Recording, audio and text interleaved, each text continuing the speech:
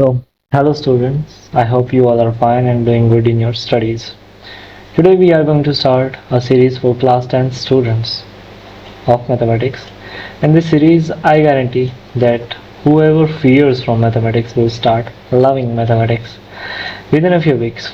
The main goal of this series is to vanish away your fear of mathematics. So we are going to start first with class 10th and then we will move further to class 9th and 11th as well in the later part. And so let's start. In this series, we will refer to three main resources. First one is our NCERT. The second one is the notes that I'm going to prepare for you guys. And the third one is our blackboard and whiteboard on which we're gonna solve and perform our questions and rough work as well. So let's start. In today's class, we're gonna start with class 10th, chapter 1, real numbers. So first of all, what are real numbers? As you all might know, that all the numbers which can be represented, which can be found, or which lies on the number line are real numbers. For example, 1, 2, 3, 1.2, 1.5, and root 2, etc. So, in class 9 we have discussed about real numbers in more briefly. Let's quickly revise what we have studied in class 9. Real numbers. There are two types of real numbers, rational and irrational. In rational numbers there are four types which we will discuss, and the second one is irrational numbers. So, as you might all know or are familiar with this thing, the number line. If we start from 1, 2, 3, 4, 5 and go up to infinity, then these numbers are called natural numbers. If we add 0 into these numbers, then we get a 0, 1, 2, 3, 4, 5 and so on. Then these numbers are called whole numbers. And if we even go back or beyond 0, like we start from -3, -2, -1, 0, 1, 2, 3, and in this side to minus infinity, and in this side up to infinity, then these numbers are what? Integers.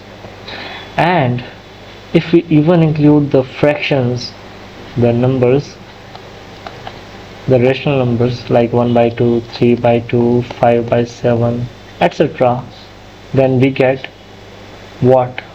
Rational numbers. Now it's interesting. The rational numbers are mainly of two types. First one is terminating, the second one is non-terminating. The non-terminating section contains two types further, which are repeating and non-repeating. Terminating numbers or rational numbers are those whose decimal expansion is finite or terminating. Like if I write 1.259, then there are three numbers after decimal point. If I write 1.52, then there are two numbers.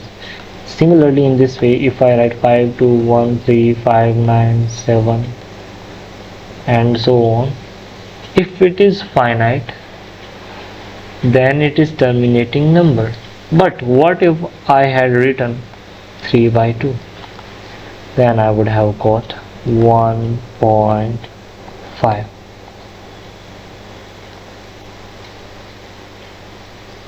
But what if I had written 1 by 3? Then I would have got 1, 0.3333 and so on, which would be equals to 0.3 bar.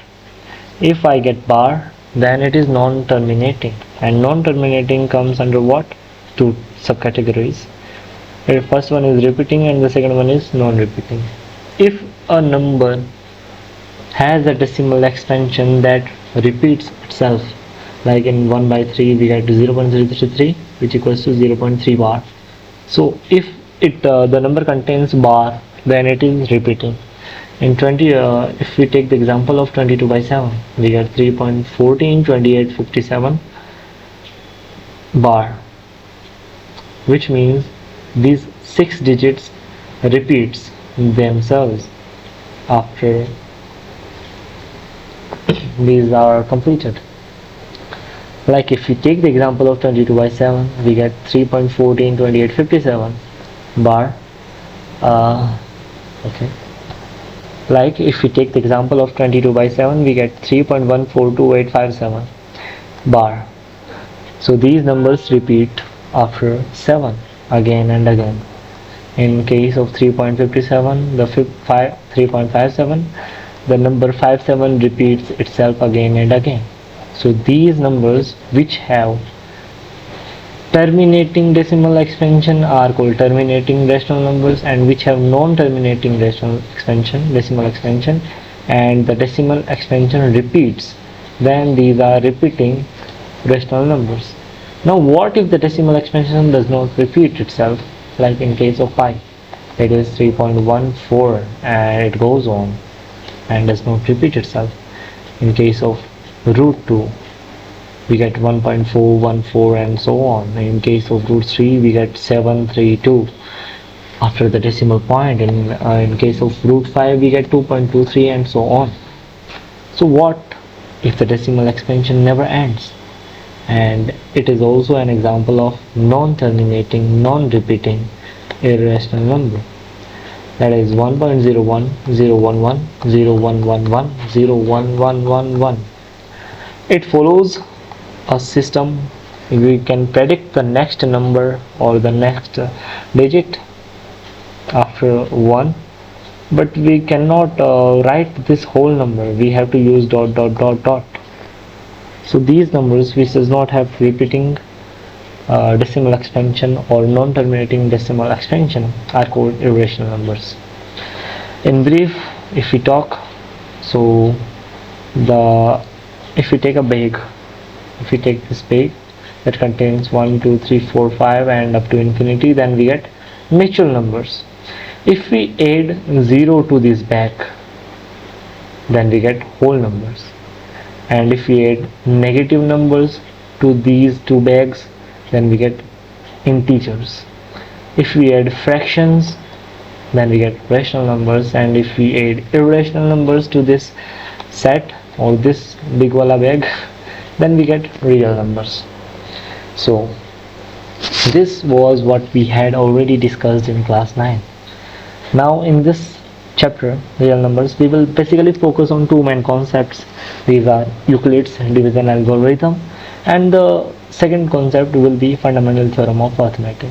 I have prepared notes for you, but first of all we have to go through the book.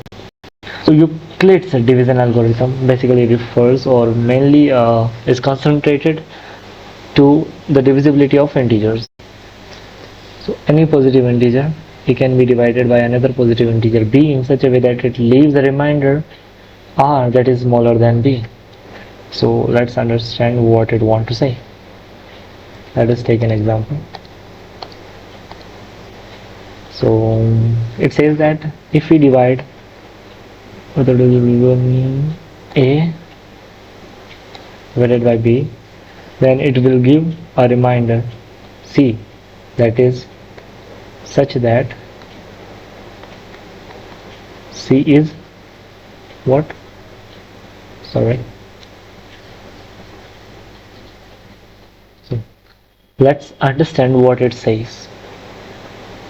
It says that if we divide a number a by a number b, then it will leave a remainder r such that r is less than b. Let's understand what it says.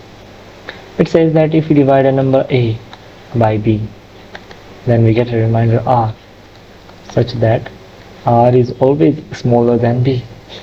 Let us take or understand it with an example.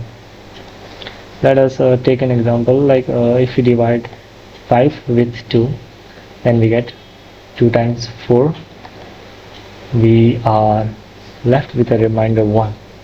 So if we write it in the form of a, b and r, then we get 5 by 2 leaves the remainder r, that is 1.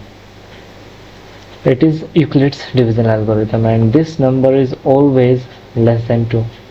Let us suppose that if it was 6. Okay, if it was 6. Now if we had divided this number by 2 times, then we would have got 2 as a remainder, which means we can still divide this number by 2. So then we would have divided it again by 3 times, and we would have got 6, 0. The remainder in this case is 0.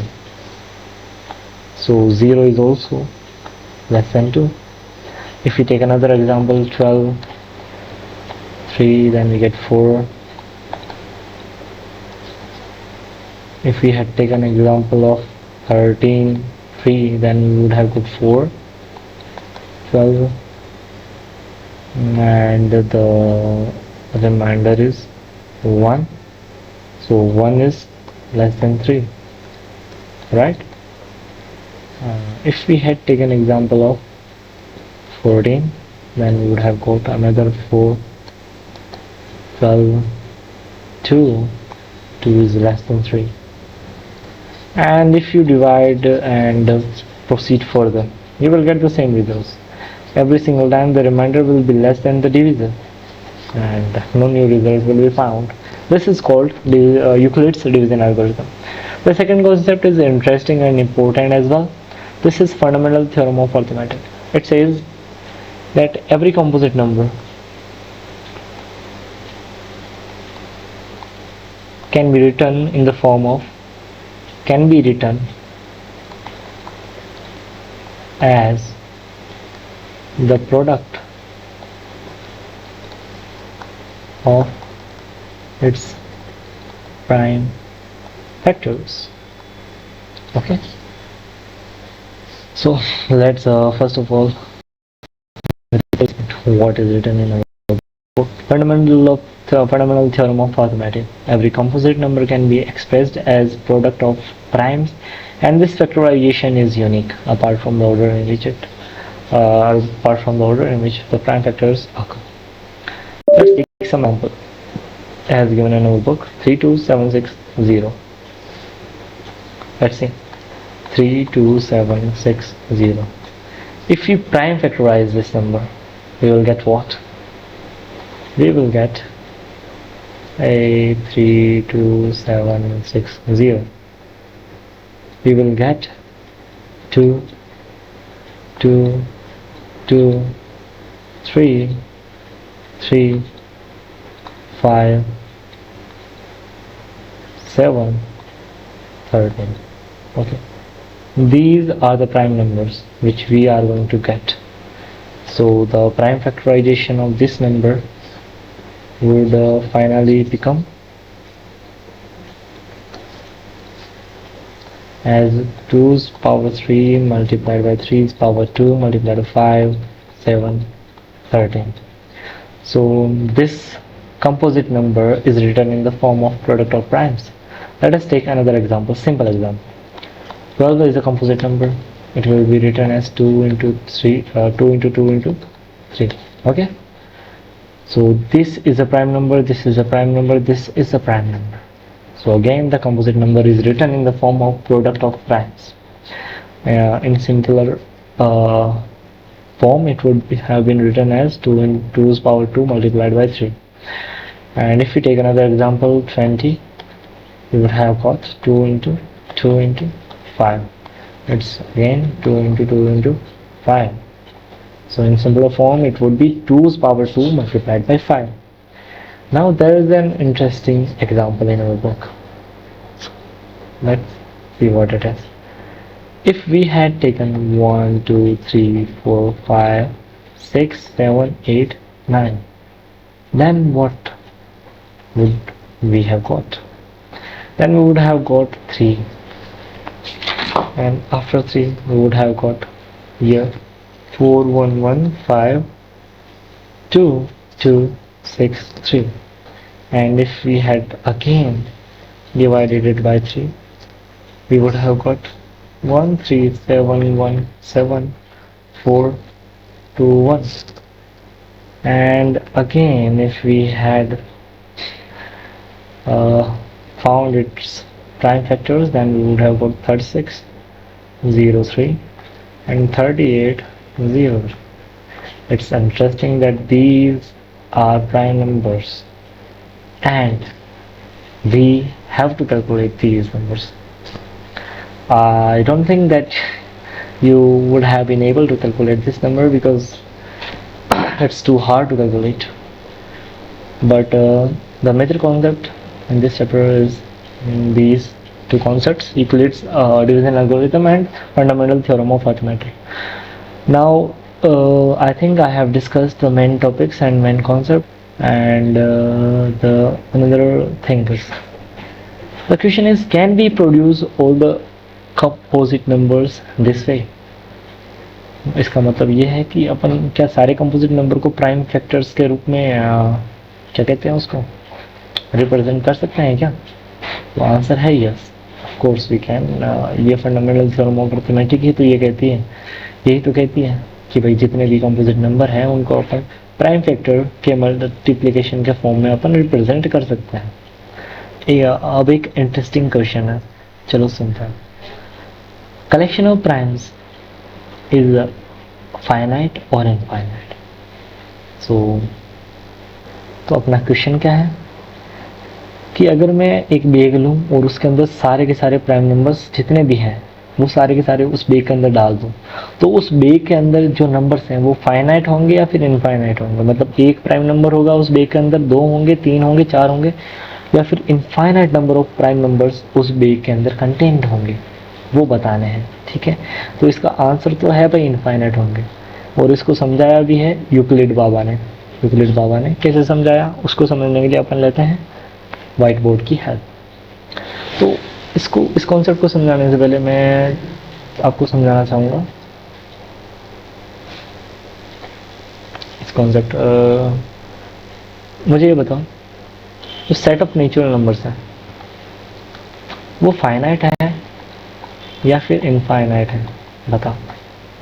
सबको पता है कि natural numbers 1 2 3 4 से लेके infinite तक जाते हैं। इसका मतलब हुआ कि ये एक इनफाइनाइट है, मतलब जो कलेक्शन होगा वो इनफाइनाइट होगा, उसके अंदर इनफाइनाइट नंबर्स ऑफ एलिमेंट्स होंगे, राइट? अब ये इनफाइनाइट नंबर कैसे हुआ? तो इसको अपन प्रूफ करेंगे कॉन्ट्रडिक्शन।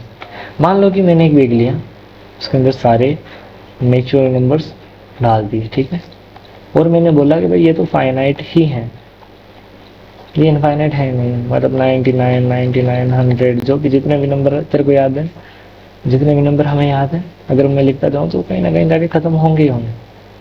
एक बच्चे ने ऐसा बोला। लेकिन फिर हमने एक चीज़ नोटिस करी कि लेट अस सपोज दैट इसके अंदर फाइनाइट नंबर है, मान लो फाइनाइट नंबर्स हैं इसके अंदर, मान लो आखिरी जो नंबर है वो n है, मतलब 9999999 ये नंबर है भाई फाइनाइट, यही नंबर है अपना आखिरी, इससे ज़्यादा मुझे गिनती नहीं आती। फिर यूक्लिड बाबा ने बोला कि भाई जो आखिरी नंबर आपने चुना कि मतलब फाइनाइट नंबर है, उस फाइनाइट नंबर के अंदर आप मान लो कि एक और ऐड कर दो। तो जब आप एक और ऐड करोगे तो आपको एक नया नंबर मिलेगा जो हो जाएगा 1 0 0 0 0 0 0 and 0। Okay, that is 1 crore.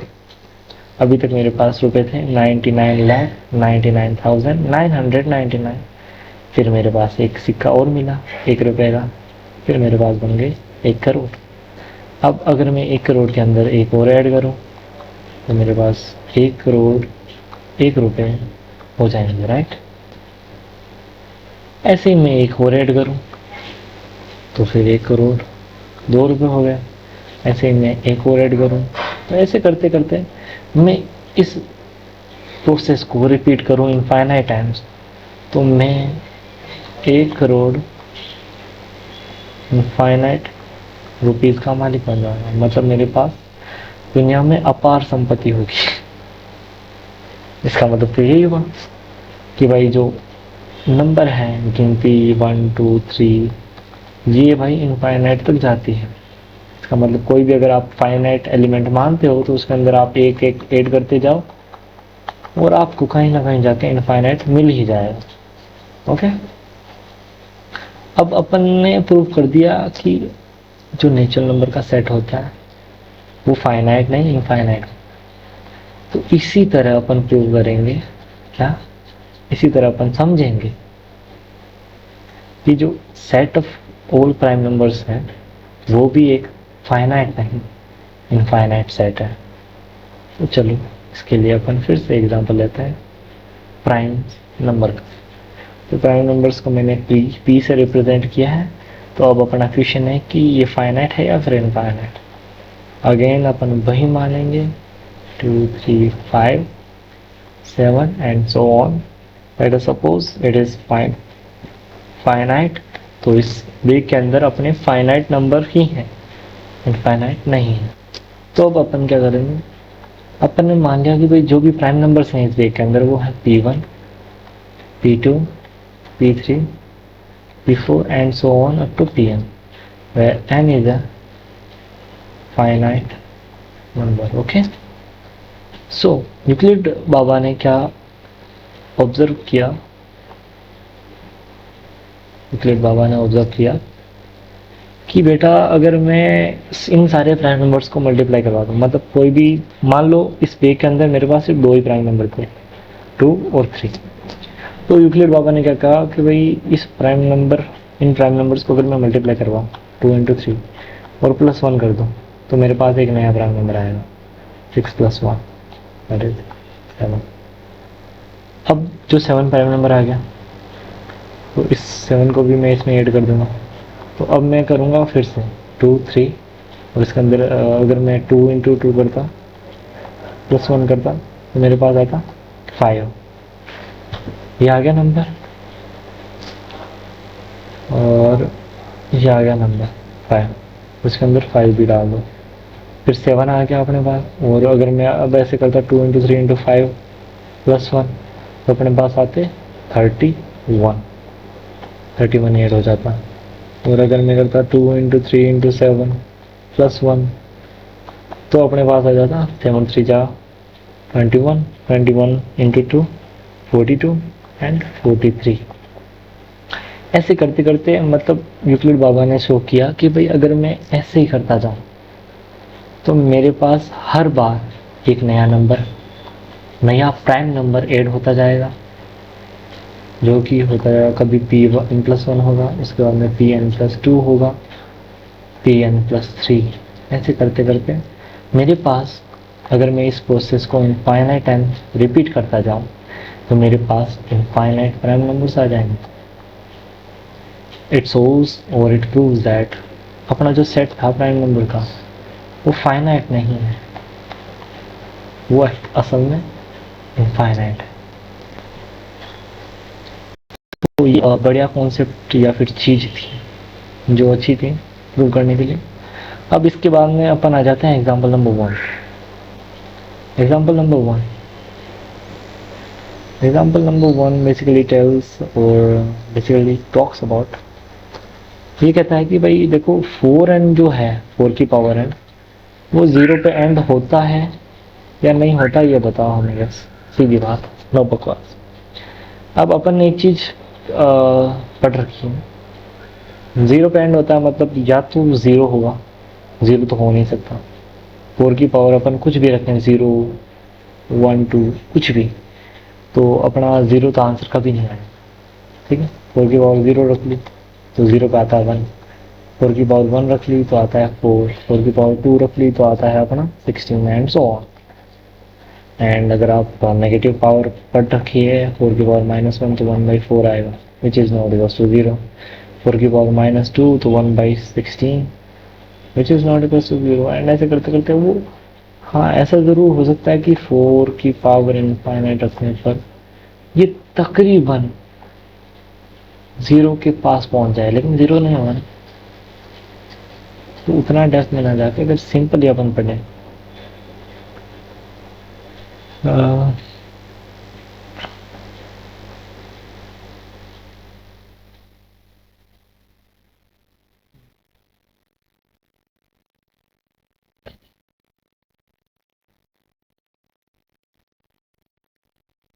So example 1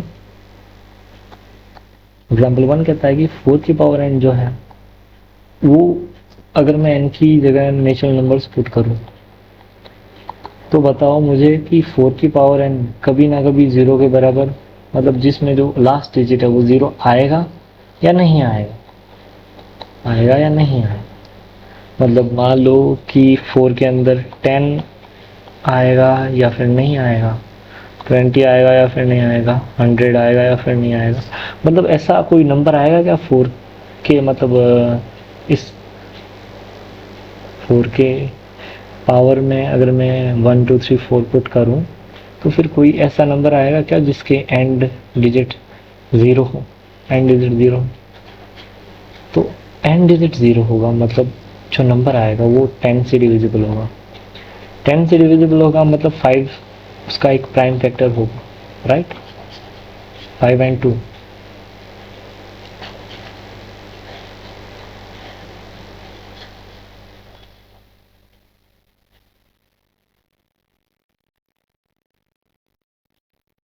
तो let us discuss.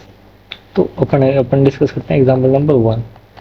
Example number 1 कहता है कि 4 की पावर जो n है, और जहाँ पे n की वैल्यू अपन क्या रख सकते हैं 1 2 3 and all the natural numbers. बताओ मुझे कि ये जो n है 4 की पावर n, ये इसमें जो वैल्यूज आएंगी, जैसे मतलब अगर 4 की पावर में 1 रखूँ तो वैल्यू आती है 4। 4 की पावर अगर 2 रखूँ तो आती है 16। 4 की पावर 3 रखूँ तो आती है 64, राइट। एंड 4 की पावर 4 रखूँ तो कुछ ना कुछ वैल्यू आती जाएगी, तो राइट। तो ये कह रहा है कि जो इसमें अगर मैं वैल्यू रखता जाऊँ तो कोई ऐसी वैल्यू आएगी क्या, मतलब 4n करके कुछ वैल्यू, इसमें आगे तो कुछ भी डिजिट होगा, आखिर में जाके 0 होगा। जैसे यहाँ पे लास्ट डिजिट 4 है, यहाँ पे 6 है, यहाँ पे 4 है, यहाँ पे कुछ ना कुछ आता। अब सच बताऊँ तो 4 6 रिपीट होता है इस 4 की जो कहते हैं जो पावर्स है उसमें 4 6 रिपीट होता है। तो 0 बेसिकली सीधा आता नहीं है, लेकिन अपन को प्रूव करना है। तो प्रूव करने के लिए अपन क्या करेंगे, लेट अस सपोज कॉन्ट्रडिक्शन से ही प्रूव करेंगे। जैसे अपने ज़्यादातर प्रूफ जो हैं वो किससे होंगे, कॉन्ट्रडिक्शन से होंगे। Let us suppose 4n equals to some number that ends with 0.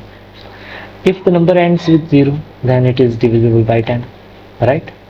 Because every number that ends with 0 is divisible by 10. So 10 के जो प्राइम फैक्टर हैं वो भी इस नंबर के प्राइम फैक्टर हैं। तो इसको भी अपन कॉन्ट्रडिक्शन से प्रूव करने वाले हैं। कॉन्ट्रडिक्शन से प्रूव मतलब let us suppose that 4n equals to a number that ends with 0। अगर ये 0 पे एंड करता है तो इसके प्राइम फैक्टर में 5 भी होगा और 2 भी होगा। बेसिकली ये नंबर 10 से डिविजिबल है, तो 10 के जब अपन प्राइम फैक्टर्स करते हैं तो क्या आता है 2 एंड 5 आते हैं, राइट। तो 2 इंटू 5, तो 2 तो इसमें आएगा ही आएगा, और 5 आता है कि नहीं आता वो देख। 4n के जो प्राइम फैक्टर अपन करेंगे तो उसमें क्या आएगा, ये आएगा। पहले में आता है 4 बराबर 4, 4 की पावर 1 बराबर 4 की पावर 2 में आता है 4 इंटू 4, 4 की पावर 3 में आता है 4 into 4 into 4 and so on. अगर आप एक चीज़ नोटिस करो तो हर बार क्या हो रहा है 2 into 2 into 2 into 2, 2 into 2 into 2 into 2 into 2 into 2, right.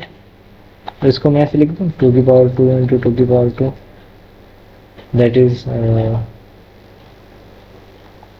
2 की पावर 4। अब इसको लिख दूँ मैं 2 की पावर 6, इसको लिख दूँ मैं 2 की पावर 8।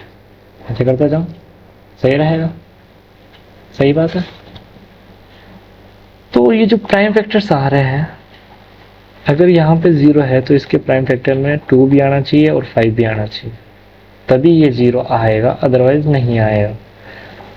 तो बताओ इसमें 2 तो आ रहा है, 2 की पावर 4 आ रहा है, 2 की पावर 2 आ रहा है एंड सो ऑन आ रहा है, लेकिन कहीं 5 नहीं आ रहा है ना। और कहीं अगर 5 नहीं आ रहा है तो कितना भी कुछ कर लो, 2 को कितनी भी बार 2 से मल्टीप्लाई करवा लो, किसी भी दूसरे नंबर से मल्टीप्लाई करवा लो, प्राइम नंबर से, अगर 5 नहीं है तो फिर 0 आ ही नहीं सकता। तो बेसिकली जो फाइनल अपना आंसर आया वो ये हुआ कि सिंस द एक्सपेंशन और the prime factorization of 4 to power n does not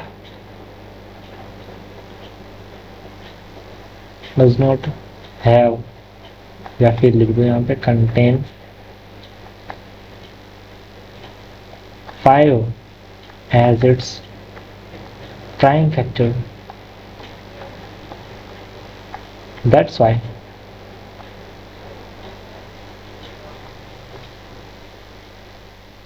the number 4n cannot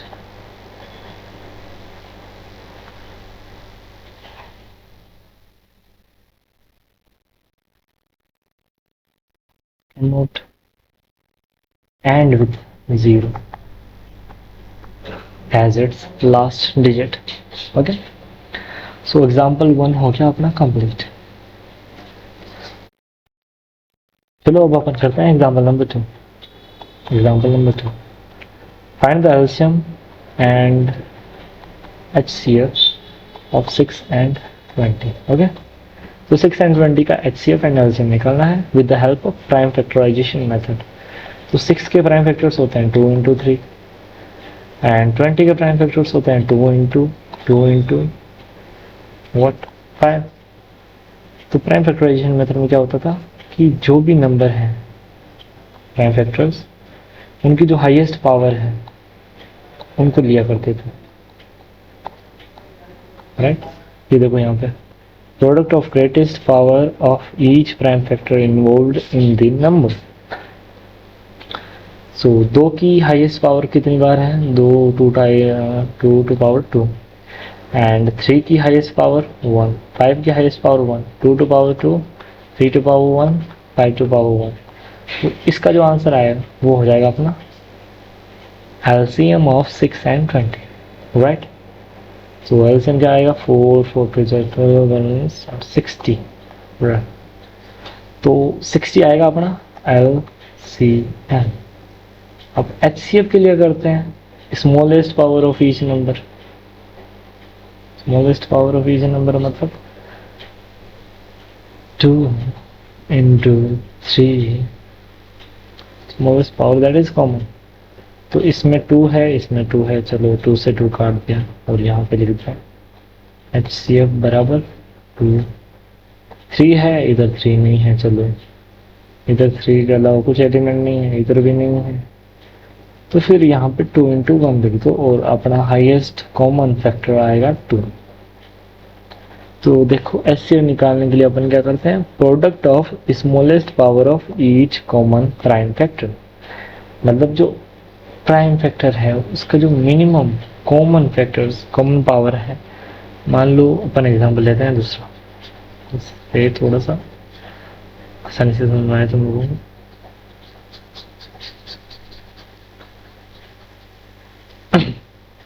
अपन लेते हैं एग्जांपल लाइक 12 and 36. ओके, तो 12 के प्राइम फैक्टर्स क्या होते हैं 2 into 3. 36 के 2 into 2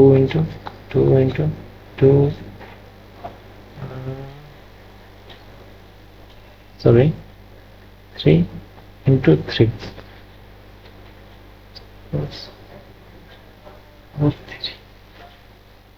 2 into 3 into 3. एलसीएम निकालने के लिए अपन करते हैं कि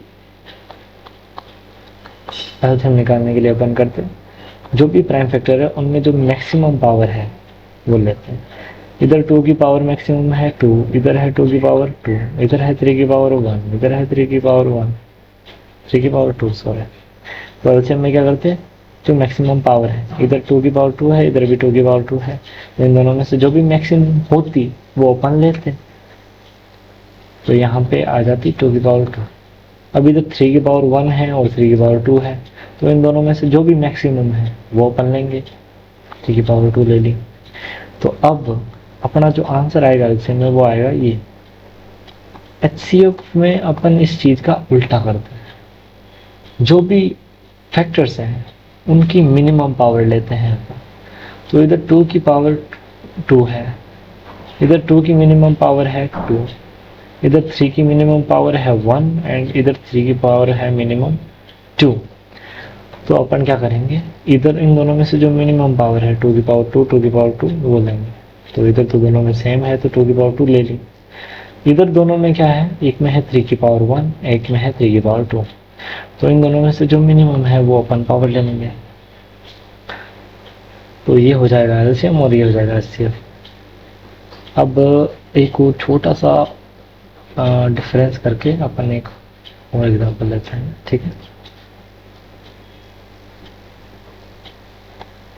ज़्यादा कुछ चेंज नहीं करेंगे, थोड़ा सा ही चेंज करेंगे। 2 इंटू 2 इंटू 2 इंटू 3 इंटू 3, तो इधर 2 की पावर आ जाएगी 3, इधर 3 की पावर आ जाएगी 2। तो अब एचसीएफ क्या हो जाएगा, highest common factor. Highest common factor होगा मिनिमम पावर, इधर 2 की पावर 3 इधर 2 की पावर 2, तो इधर आ जाएगा 2 की पावर 2। इन दोनों में से जो मिनिमम होगा, अब अगला प्राइम नंबर आया 3, इधर 3 की पावर कितनी है 2, इधर 3 की पावर 1, तो इधर 3 की पावर आगे 1। अगर मान लो यहाँ पे 5 होता तो अपन क्या लिखते, फिर अपन क्या लिखते, इधर लिखते 5 और इधर लिखते 0। मान लो इसमें 5 का डिवीजन नहीं जाता और इसमें जा रहा था, और यहाँ पे 5 एक प्राइम फैक्टर आ रहा था, इसमें 5 प्राइम फैक्टर नहीं आ रहा था। तो 5 अगर प्राइम फैक्टर ना आए तो इधर अपन 5 की पावर 0 लिख सकते हैं, जो कि होता है 1, राइट। किसी भी नंबर की पावर अगर 0 हो तो उसका आंसर आता है 1। ये तो पढ़ रखा है अपन ने अर्लियर क्लासेस में। तो इधर 5 की पावर है 1, इधर है 5 की पावर 0, तो इन दोनों में से मिनिमम पावर किसकी है, यही है ऑफ कोर्स। तो इधर आ जाता 5 की पावर 0, इधर 3 की पावर 1 था, 3 की पावर 2 था, तो इन दोनों में से जो मिनिमम था 3 की पावर 1 वो अपन ने लिख दिया।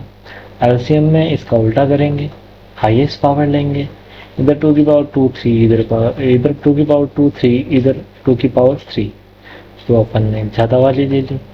इधर 3 की पावर 2 थी, इधर 3 की पावर 1, तो अपन ने फिर से ज़्यादा वाली ले ली। इधर 5 की पावर 0 3, इधर 5 की पावर 1, तो अपन ने फिर से ज़्यादा वाली ले ली। तो ये तो आ गया अपना एलसीएम और ये आ गया अपना एचसीएफ। अब एक चीज़ जो किताब लिखने वाले ने ऑब्जर्व करी है उसके बारे में भी थोड़ा डिस्कस कर लेता है। ये चीज़ है basically, okay let me raise it off. बेटे जा भाई, क्यों नखरे कर रहा है।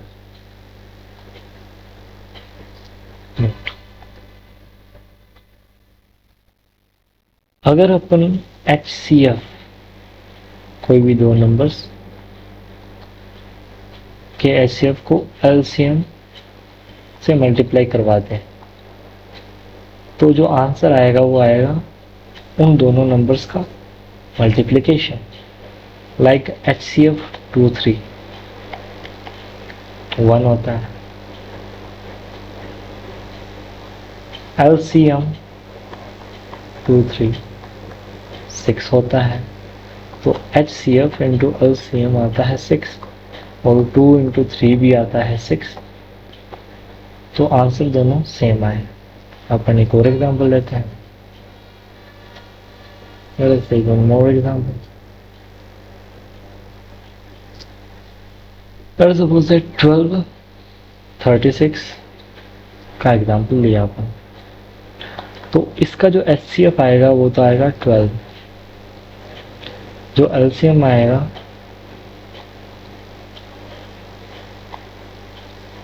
इनका वो आएगा 36, तो बस कॉमन मल्टीपल कैसे आएगा वो तो आप को निकालना मैंने बताया ही था अभी थोड़ी देर पहले। तो ये निकाल लिया अपन ने HCF और LCM। अगर मैं HCF और LCM को मल्टीप्लाई कर रहा हूँ तो सही नहीं आ रहा है ना, ये तो थोड़ा खराब एग्जाम्पल है। तो ऐसे कोई एग्जाम्पल बताओ जिसमें दोनों अलग अलग हों, लाइक 8 एंड 12। ओके, तो HCF क्या आएगा इनका? HCF आएगा 4 और LCM क्या आएगा? LCM आएगा 24। सो अगर मैं 24 इंटू 4 करूँ तो आएगा तुम्हारे 4 इंटू 4 कितना होता है? 92 और 96 आएगा है ना। And 12 into 8, 8 to the 6, 8 1 8 96। तो देख लो फिर से, अगर मैं HCF ऑफ टू नंबर्स को LCM of those two numbers multiply करवा दूँ तो आंसर आता है A इंटू B। तो अब चीज़ें निकालना और ज़्यादा आसान हो गया। अब मान लो मैंने कैलकुलेशन करके कोई भी जो नंबर्स दे रखे थे मेरे को 2 3, और मैंने कैसे भी करके उनका HCF निकाल दिया। HCF निकालने के बाद मैं क्या करूँगा, 2 इंटू 3 करके HCF का डिवाइड कर दूंगा जिससे मेरे पास LCM आ जाएगा। समझ गए? अगर LCM पहले निकालता तो मैं LCM का डिवाइड कर लेता, इससे मेरा HCF निकल जाता। ठीक है, समझ गए तुम लोग? कुछ नहीं करना है, अब इक्वेशन में वैल्यू पुट करनी है जिससे अपना आंसर आसान हो जाएगा। Find the HCF of 96404 by the prime factorisation method, find their LCM। तो अब देखो अपन ने यहाँ पे यूज़ करा है इसका, इस चीज़ का। सबसे पहले तो अपन ने निकाल लिया भाई प्राइम फैक्टराइजेशन मेथड से HCF अपना आ गया 4। तो अपन ने क्या किया, पहले दो नंबर को मल्टीप्लाई करवा दिया और फिर उसमें HCF का डिवीज़न करवा दिया, तो जो आंसर आया वो अपना निकल कर आ गया LCM। ओके, अब एक चीज़ ये भी नोटिस करना कि ये वाला जो फॉर्मूला था तो अपन ने अभी लिखा था HCF into LCM, HCF into LCM that is AB। ये वाला जो फॉर्मूला है वो 3 नंबर पे वैलिड नहीं होता। मतलब कहने का मतलब ये है कि अगर अपने पास में 3 नंबर्स दिए रखे होते हैं और फिर अपन को बोलता कि भाई तुम LCM निकालो, HCF निकालो, तो फिर अगर अपन चेक करते हैं इन तीनों नंबर्स को मल्टीप्लाई करवा के 6 इंटू 72 टू 120, तो वो अपना आंसर HCF इंटू LCM नहीं आता। ये इसने करके भी दिखाया है। देखो अगर अपन इन तीनों नंबर्स को मल्टीप्लाई करते हैं तो अपना आंसर आता, अभी कैलकुलेट करके देखता है। सॉरी, कुछ हो गया अपने को। सो 6 इंटू 72 इंटू 120, अपना आंसर आया क्या, 51840। और अब अगर मैं LCM और HCF को मल्टीप्लाई करवाऊँ तो क्या आंसर आता है, तब अपना आंसर आएगा 6 इंटू 360 दैट इज 2160। अब अपन समझ गए कि भाई HCF और LCM वाला जो फॉर्मूला था ऊपर वाला, ये 3 नंबर पे वैलिड नहीं है, मतलब 3 नंबर पे अप्लाई नहीं होगा। So this formula is not valid for 3 numbers. Okay, अब अपन स्टार्ट करेंगे अगले वीडियो में एक्सरसाइज 1.1 और उसको कंप्लीट करेंगे अगले वीडियो में। ठीक है, उसके बाद में अपन कॉन्सेप्ट डील करेंगे इरेशनल नंबर वाला। एंड ये जो अपने शॉर्ट नोट्स हैं मैं आपको डिस्क्रिप्शन में बता दूंगा। सिंपली है, मैंने बुक में से बनाया है, ज़्यादा कुछ बाहर से एड नहीं करा है। एक क्वेश्चंस और मैंने एड करे हैं इसके अंदर। ठीक है, चलो have a good day, bye bye guys.